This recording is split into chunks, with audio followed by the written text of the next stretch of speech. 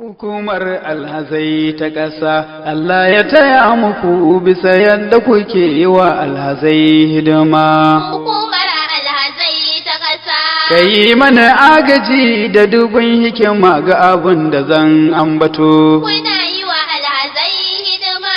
Bayani zan yi kan alhazai da hukumomin suna himmato, ka yi mani lamuni a dukkan lamarin yi wa muminai hidima. Hukumar alhazai ta ƙasa, Allah ya taya muku bisa yadda kuke yi wa alhazai hidima. Ka ƙara dubin aminci ga wanda ya zo shi da dukkanin gaskiya. Hukumar alhazai ta ƙasa. Rasulullahi. Assalamu alaikum wa rahmatullahi wa barakatuhu. Jama'a masu kallo barkanmu da sake saduwa a shirin namu na Haji Kiran Allah, wanda hukumar alhazai ta ƙasa wato National Hajj Commission of Nigeria wacce aka fi sani da NACON ta shirya take kuma kawo muku a daidai wannan lokacin kowane mako. Sunana Fatima Umar Bolori. Jama'a masu kallo a wannan karan za mu kawo muku shiri ne na musamman wanda tattaunawa ne tare da masu ruwa da tsaki kan aikin haji da umra a Najeriya. Jama'a a dakace mu. Ƙara dubin aminci ga wanda ya zo shi da dukkanin gaskiya. Hukumar alhazai ta ƙasa. Rasulullahi. Masu kallon mu assalamu alaikum wa rahmatullahi wa barakatuh, barkanmu da sake saduwa a wani sabon zaure na masu ruwa da tsaki a shirin Haji Kiran Allah wanda hukumar alhazai ta ƙasa ke ɗaukar nauyin kawo muku a wannan tasha. Sunana Suwaiba Ahmad. To a yau kuma muna tare ne da baƙonmu ko da yake ɗan cikin gida ne, Alhaji Ishaq Ibrahim Ja'e, wanda shine shugaban sashen da ke kula da manhajar nan ta Nusuk Masar. Alhaji Ja'e, barka da zuwa zauren. Ta hajja su da barka kai.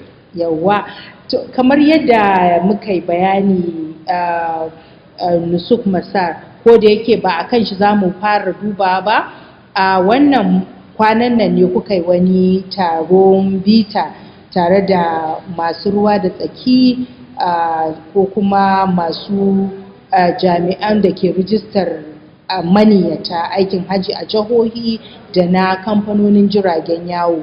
Shin wane ƙarin bayani za ka yi mana dangane da wannan taron bita da kuka shirya?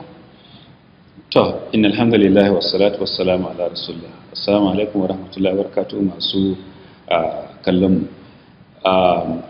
Wannan bitan da muka shirya na kwanaki biyu wanda aka yi ranar talata 18 ga watan Fabrairu da kuma Laraba 19 ga watan Fabrairu. An yi shi ne saboda koyas ga mutanen da suke kula da manhajar Nusuk Masar a jihohi tare da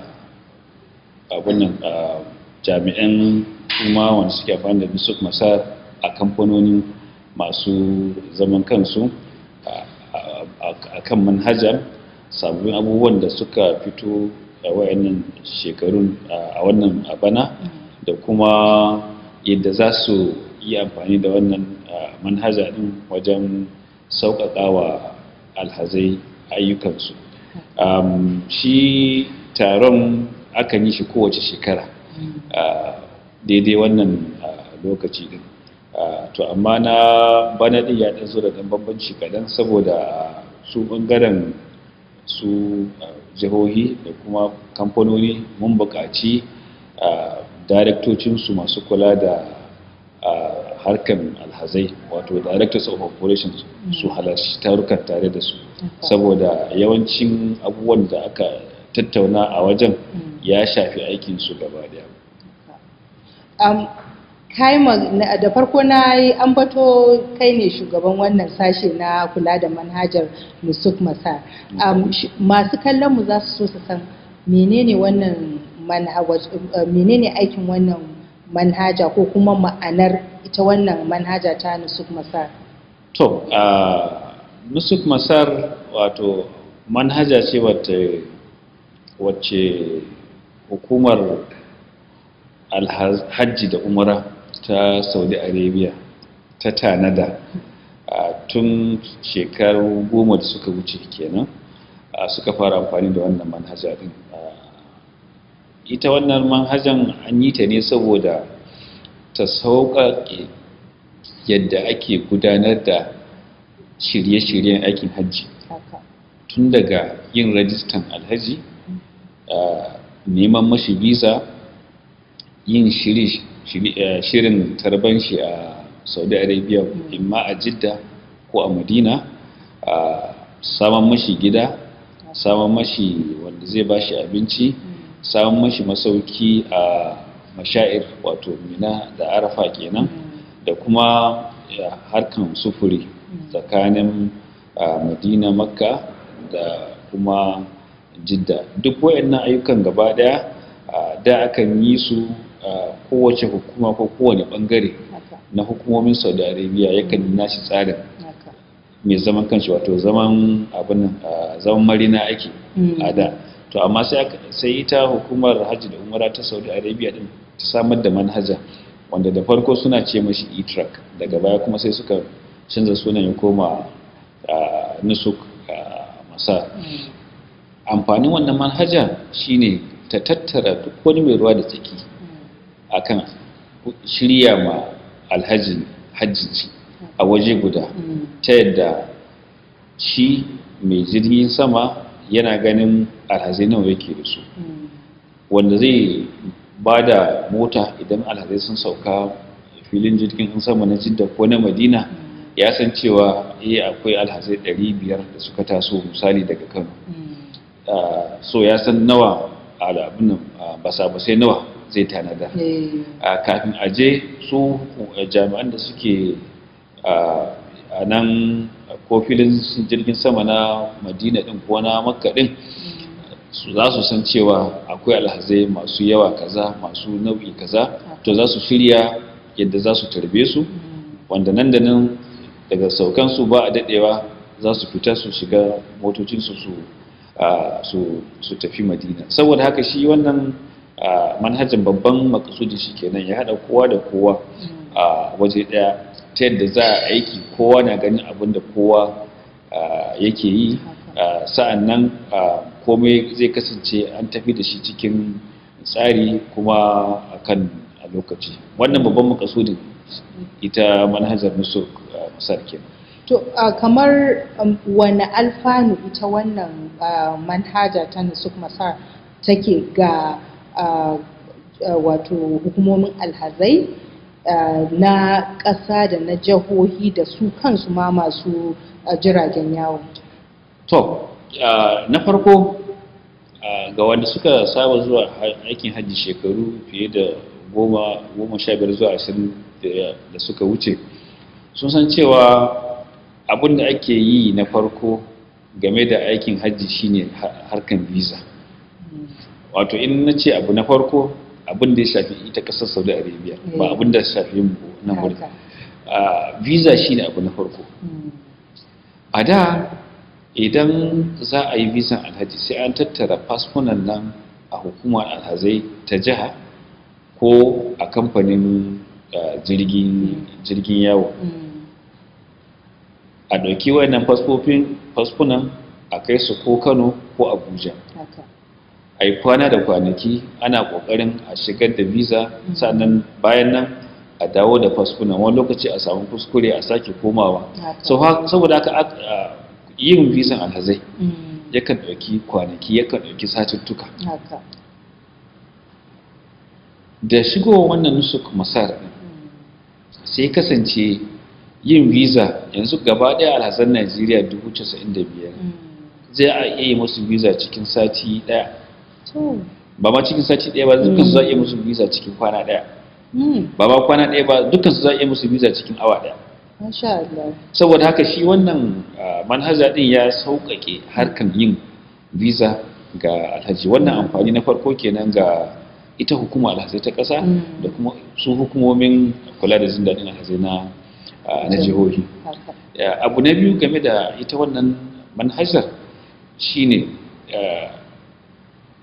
za a nemi hukumar alhazai ta ƙasa da hukumomin jihohi da kuma masu jirgin yawo tun da farko da wuri-wuri kowa ya faɗi alhazai shi guda nawa ne, wurare nawa yake so ya samu, ko kuma wurin mutum nawa, shema kenan a arafa da mina na mutum nawa zai aji, gidaje na mutum nawa zai aji, sannan kuma waye zai ba su abinci.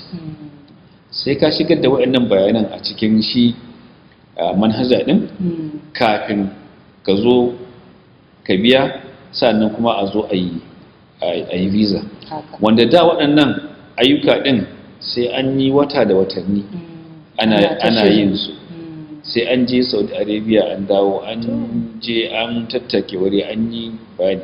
So wannan tsari ɗin ya tattaro da masu gidaje da masu motoci a waje ɗaya, sannan ya sanya kowa na ganin abin da kowa yake, saboda haka ya sanya shi shiryawa alhaji ɗin ya ƙara sauƙi.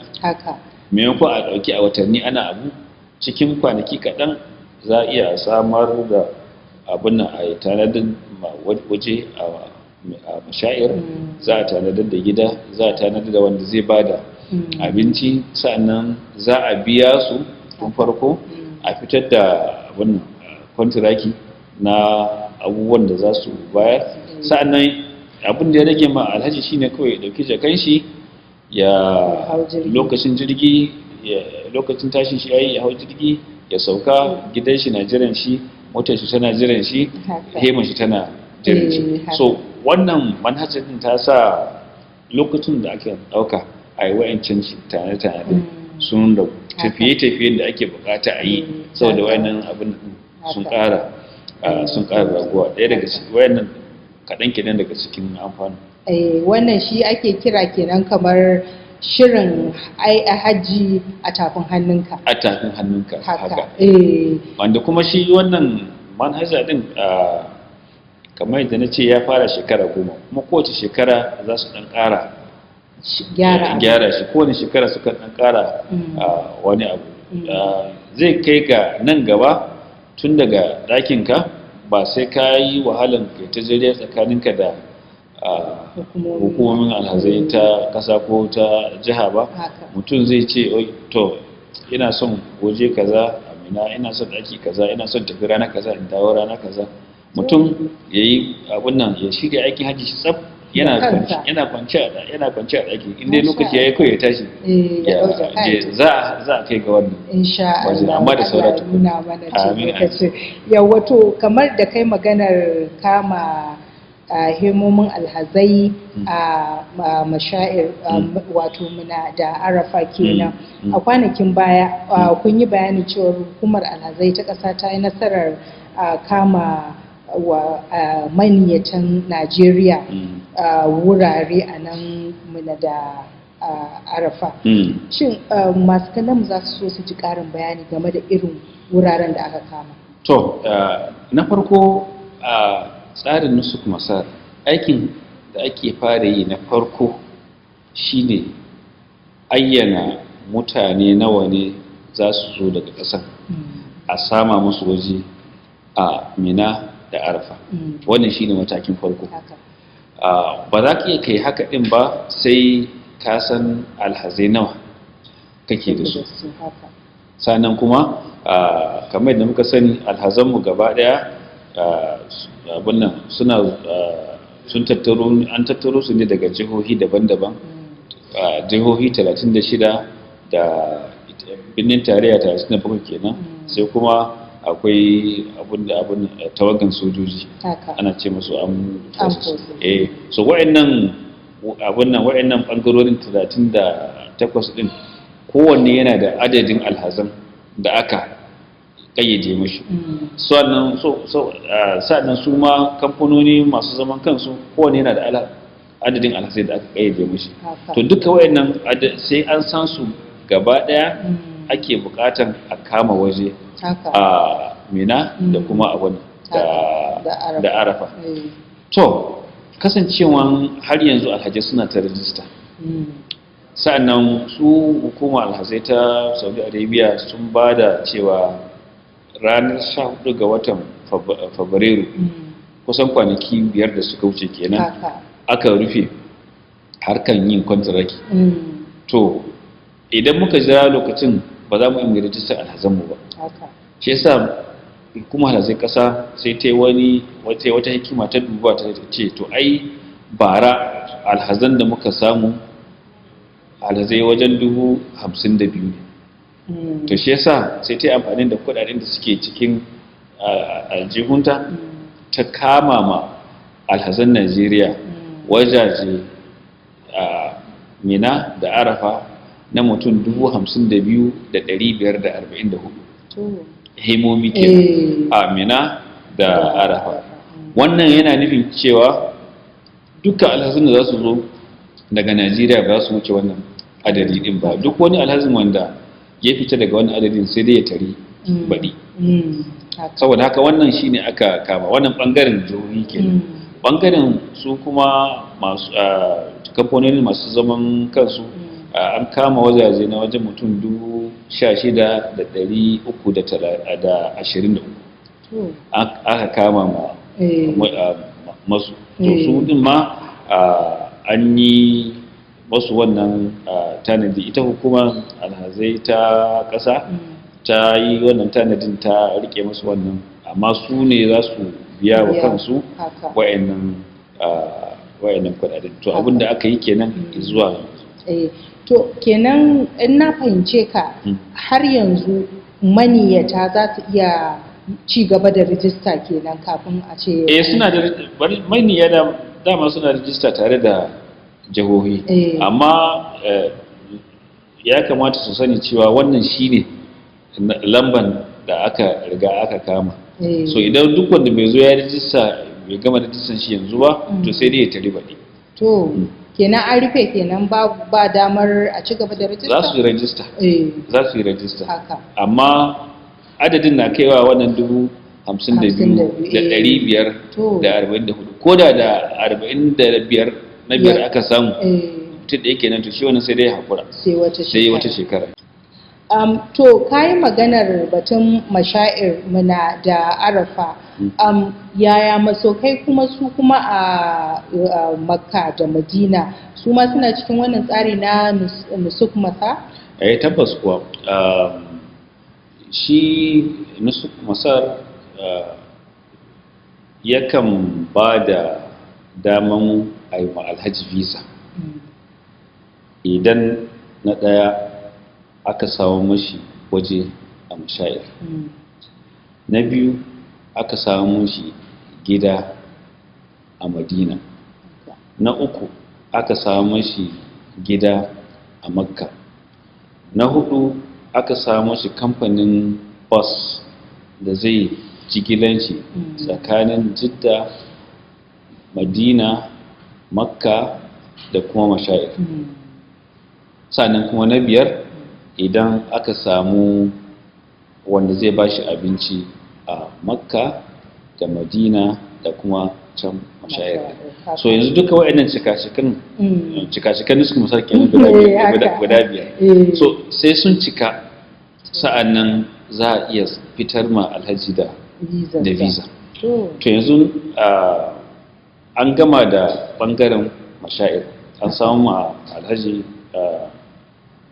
ko kuma ce an tsare mashi abu alhaji a hema a Mina da Arafa da kuma duk wani shiri da za a yi mashi na bashi abinci da tsabtace waje, duk wannan an riga an gama da wannan. Abin da ke gabanmu yanzu shine za a samu ma alhaji gida a Makka da Madina da kuma wanda zai ba su abinci a Makka da Madina. A tsarin masar ɗin kowane alhaji sai ka shigar mashi da gidan da zai zauna a Madina. Idan ya sauka Saudi Arabia misali a yau, ina zai fara zuwa? Shin zai sauka a filin jirgin sama na Jidda ne ko na Madina? Idan ya sauka a wannan filin jirgin sama ɗin, yaushe ne zai sauka? Sannan kuma daga nan ina yayi? Wannan shine da matakin gaba da za mu shiga. Za mu gaya ma hukumar alhazai ta Saudi Arabia cewa alhazanmu za su fara zuwa daga rana misali a ce 1 ga watan Zulqa'ada, saboda a lokacin da ake bude filin jirgin sama na Jidda. Idan suka fara zuwa din za su fara zuwa Madina ne. To a wannan Madina din sai mun nan Nusuk Masar din sai mun sanya kontiraki, wato yarjejeniya tsakanin hukumar alhazai ta ƙasa da masu gidaje.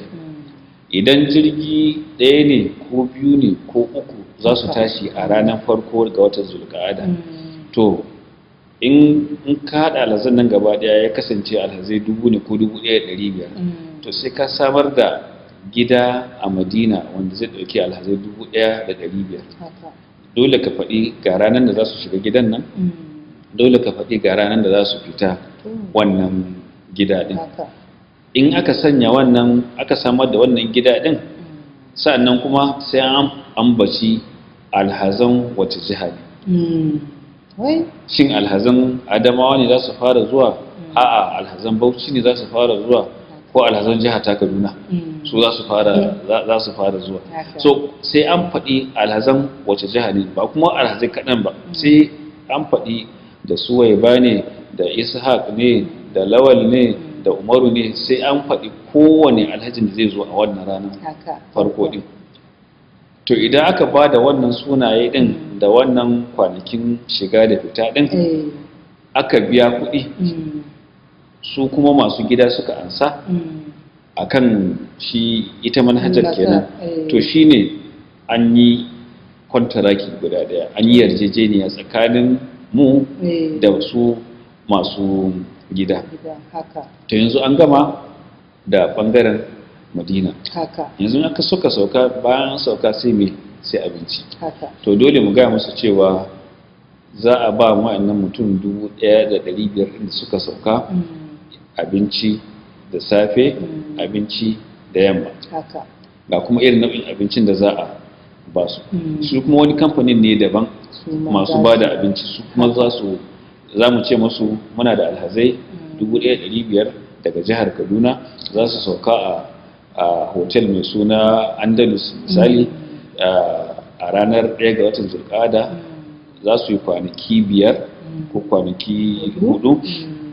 Sa'annan za ku ba su abinci sau 2 a kowace rana.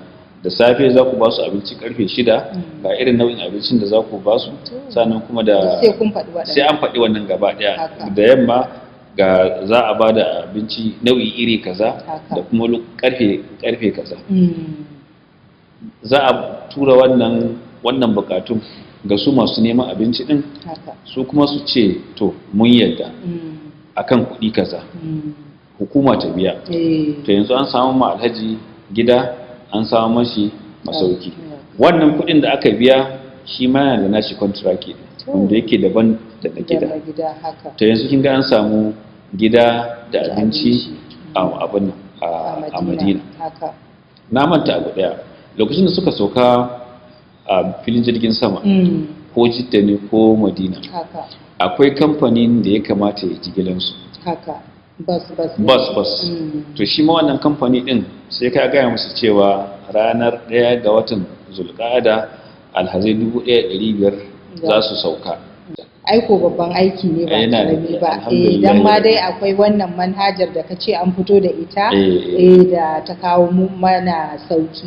Sosai. Kuma kaga duk alhaji bai san da waɗannan abubuwan yadda ake ta abubuwan ba, amma yanzu kaga da wannan bayanin akila masu kallo za su fahimci irin namijin kokarin da jami'ai ke yi wajen hada shirya aikin hajji. Masu kallon mu da haka muka kawo ƙarshen wannan tattaunawa tare da bakon namu Alhaji Ishaq Ibrahim Ja'e, wanda shine shugaban da ke kula da sashen wannan manhaja ta Nusuk Masar a nan wato hukumar alhazai ta ƙasa. To a madadin bakon namu jama'a assalamu alaikum da kuma sauran abokanan aiki na Suwaiba Ahmad ke cewa a tare mu a makon gobe idan Allah ya kai mu domin jin mu da wata sabuwar tattaunawa. Kafin wannan lokacin nake cewa ma'assalam.